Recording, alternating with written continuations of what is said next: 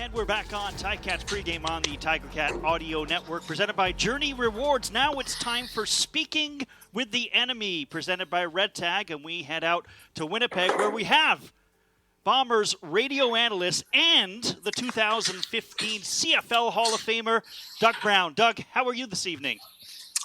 I'm pretty good. It's pretty ominous-looking weather out here in Winnipeg right now, but I'm very much looking forward to the game. Hopefully it goes off on time. Can you expand upon the term ominous for us first? Well, it's very dark out right now for only being 5:15 at night. It should not be this dark, which means there is a thunderstorm brewing, and I'm hoping it's going to blow over and happen before kickoff. But unfortunately, in Winnipeg, we've done a number of broadcasts where it's really extended our time on air for hours upon hours as we wait for a thunderstorm to go away. Hey, Doug, Andy Fantuz here, and I was part of one of those games where I actually went on the set with the panel with my shoulder pads on, and then we went out and got our butts kicked in the first quarter. But a fun fact you might know, you and I had the pleasure of playing against you for a few years, and not nearly as storied, 7-time All-Star, 8-time Most Outstanding Canadian for your team MVP in 2008.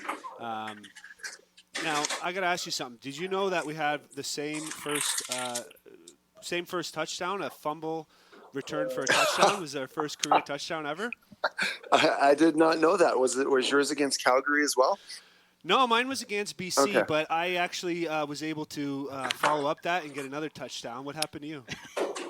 Yeah, well, mine was my first game ever in the CFL. So was it your debut as well? No, you got me there. I got bored, Andy. After I scored that touchdown, I was just like, yeah, I just want to play defense going forward. It was just, I didn't like the all the heroics and the theatrics, and you guys get the end zone dances. It just wasn't for me. I didn't feel like it was right. I got you. Well, Most Outstanding Canadian in 2001, and tell us, before we get to the game here, tell us a little bit about your when you were up for Most Outstanding Defensive Player in the league in 2008, and what happened there. Most of that, I remember I was up for that award a couple times. I think one of them, though, was that the one where I was going against Cameron Wake? Because if that is true, I remember sitting there going, I just want one vote. That's all I wanted. I was representing the East. Yeah. And he was representing the West from the BC Lions. And I was just, I was doing my best in my media interviews to try and really recruit a single vote, because I just didn't want it to be a blowout unanimous vote that he was going to get it. It was not a climactic moment whatsoever, because it was very obvious to everyone and I was just happy to be second. I was just happy to be, standing up there with Cameron. Yeah. Well, you got that vote, and of course your career speaks for itself. Just a legend up here, Hall of Famer, like Steve said. But on to the game, I guess. As a former outstanding D lineman, what impresses you the most about the D-line for the Bombers? And they've been together for a couple of years now. Just tell us about what impresses you.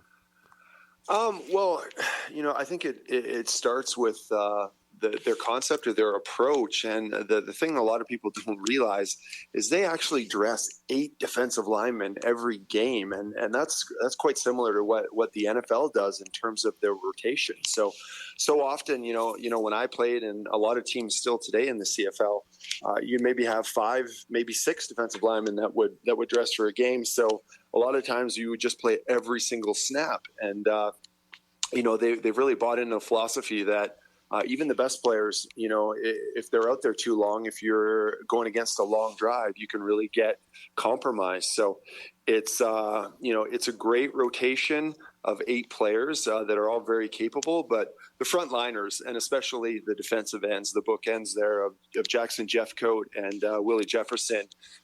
Funny side note, I actually played with Jackson Jeffcoat's father in Buffalo in 1997, but I don't want to date myself or anything like that and say I'm old quite directly, but those guys are spectacular. They're very consistent. They're spectacularly athletic, and they're just explosive coming off the ball. And they bring different skill sets to the game, but they pair up really, really well. So you get that kind of edge pressure, and you get a good push up the middle. It can be very disruptive. The Bombers are 2-0 to start off the year, but they've kind of done it backwards. Not too many teams win games, Doug, by scoring less than 20 points, and Winnipeg has done it twice. What has kind of, outside of the defense, what other things have kind of characterized the Bombers' first 2 games so far? Well, I think it's really an identity search right now. They're not the same football team, especially offensively, that they were last year, right? They lost Kenny Lawler for $300,000 to the Elks. They lost Darvin Adams, and they lost Andrew Harris. And this offense was predicated on the Andrew Harris touchdowns or touches of the football. Everything this offense did ran through Andrew Harris, be it his between the tackle runs, his runs he'd bounce outside, his checkdowns in the flat. He needed, we had a rule here, or a statistic here that we saw. If he was getting between 15 and 20 touches a game, they were just going to win. And he was able to pick up blitzes. He was able to be an unbelievable decoy because everyone was so worried about him. He changed the defenses that were playing against him. And then also, this is to say nothing about his leadership capabilities. So I think, this offense has a bit of an identity crisis that they're going through right now because of the absence of those 3 players and largely Andrew Harris. So they're going to have to reinvent themselves, and it's proven it's going to take a little while. But they have the good fortune to have benefited from having a defense that's playing at a pretty high level, even though they're allowing a lot of yards. But it's good to not be playing your best football and still be 2-0. Well, you always hear about the game being won in the trenches, and nobody knows that better than you. We talked about the D-line already, so let's go to the offensive side here. Also, an offensive line that's arguably the best in the league, with guys who have been in not only in this league, but in the same position, the continuity of the offensive line of the Winnipeg Blue Bombers, including multiple Most Outstanding Lineman awards. Keeping Zach Collaros upright, 0 sacks so far this season, that's got to help when you're not offensively firing on all cylinders, doesn't it? Yeah, I mean, it's been amazing. I saw Zach Collaros when he was in Saskatchewan, and before he had that hit and got traded away. And I remember watching him play games against Winnipeg, and watching him now, it's like he's not even the same player. When you get protection, when you don't have to worry about things breaking down on every single snap around you, when you have a good balance, when you have a ground game and you don't have to be one-dimensional. And it's just amazing how he's responded. And, and the fact that, that sack total has gone way down, the protection he's got, and the fact that he doesn't have to throw the ball, 40 times, 50 times to win a football game. He can rely, or he's been able to rely on that ground game to really balance the attack. Because he's so good with play action, and he's so good, on improv when things break down around him and he has to scramble and stuff. He's pretty creative, pretty dynamic guy out there. So I just think it's been a real match made in heaven in terms of his suitability playing behind such a storied offensive line. Well, Zach, certainly someone that the Hamilton fans know a lot about, being a former Ticat.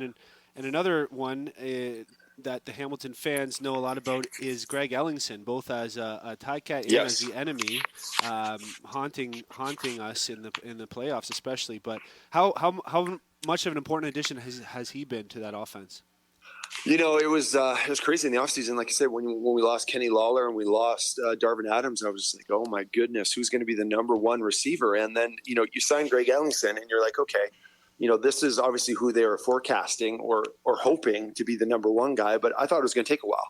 I thought someone maybe like Rasheed Bailey was going to step up into that role, or Wolotarski or Nick Dembski was going to be the new number one guy. But it's been unbelievable how automatic the connection has been between Zach Collaros and Greg Ellingson. It's like they haven't missed a beat. I believe it's been since like 2014 since they played together. But the biggest thing I've noticed from up in the booth is that they see the same pictures on the field. They're seeing the same thing. So I think that's why they've been so successful in the early going so far. Nice. Okay, Doug, we're running short on time here, but who's a breakout star or one to watch that we might not know too much about, whether it's a rookie or just someone that's really come into his own? I'd say for Winnipeg, probably Dalton Schoen, for sure, without question. He's a first-year player. He's already starting. He got his first touchdown last week. and he's making me a lot of money in CFL fantasy football right now. So he's definitely a guy to keep your eye on because he's unheralded, but he's got a lot of polish for a first-year player. All right, Doug, thanks very much. Speaking with the enemy, by the way, presented by Red Tag. Doug, stay dry, do a little dance, and hope that the weather holds off, and it's good weather for the game tonight. Thanks a lot for joining us. No problem, guys. Thank you for having me on. It was a pleasure.